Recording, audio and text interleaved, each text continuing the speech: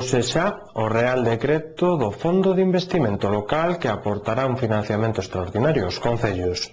Finalmente, as contas cadran e a Estrada percibirá máis de 3,8 millóns de euros. O Grupo Municipal do BNG proporá unha serie de propostas de urxencia que non están previstas pola falta de financiamento para levar a cabo no noso concello a través desta achega. A propia Raquel López relatábanos algunhas das propostas que proporán.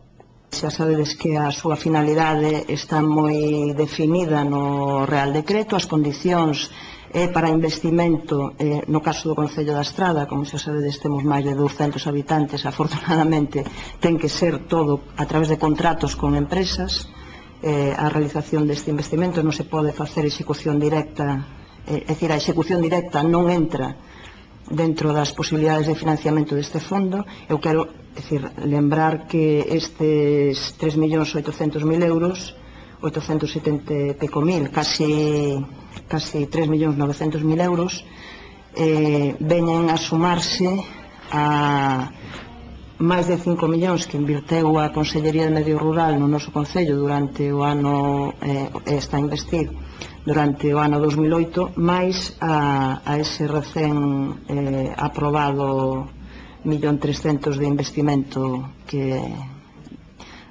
bueno, da polémica, non? Está aprobado, están os proxectos xa en marcha para a súa contratación e non hai ningunha cuestión que matizar a ese respecto. Nos entendemos que dentro, axustándonos plenamente ao que especifica o Real Decreto, é dicir, que son obras realizables, temos unha serie de propostas de urxencia que, bueno, son cuestións que, como di o decreto, non poden estar previstas e non, de feito, non o están por falta de financiamento, non? Entón, pero unha climatoloxía como a de hoxe e a que vai haber mañán vai a poñer de manifesto un dos problemas principais que ten a rede viaria municipal e que ata o de agora non se deu resolto. E non se deu resolto fundamentalmente por carencia de medios propios e por carencia de fondos para contratar ou externalizar a prestación deste servizo, desta obra. É unha obra, non? Refírome á limpeza de cunetas, desatascado de tajeas e reposición de tubos. Entendemos tamén que é o momento, hai un problema que xa temos comentado en anteriores ocasións, que son as deficiencias estruturais do albergue turístico de Sabucedo. Entendemos que tamén, entre as finalidades está, é dicir, se pode incluir perfectamente esta actuación.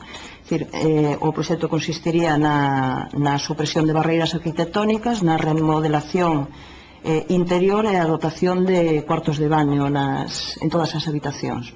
Están as actuacións en materia deportiva, entón sería, nos que propoñemos que se acondicionen as pistas de atletismo da Baiuca, esas que están alrededor do campo de fútbol municipal.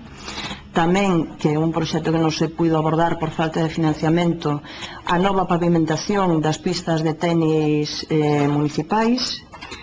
Tamén outra actuación que estaba pensada pero pendente para cando houvese recursos, que é a renovación da cuberta do pabillón que denominamos frontón municipal, así como a repavimentación deste pabellón, e tamén un proxecto do que xa vos ten falado en algunha ocasión o concelleiro de Deportes, Juan Carlos Castro, de facer unha remodelación na zona deportiva, co tema do asfaltado, accesos, aparcamentos e acondicionamento, humanización daquela zona.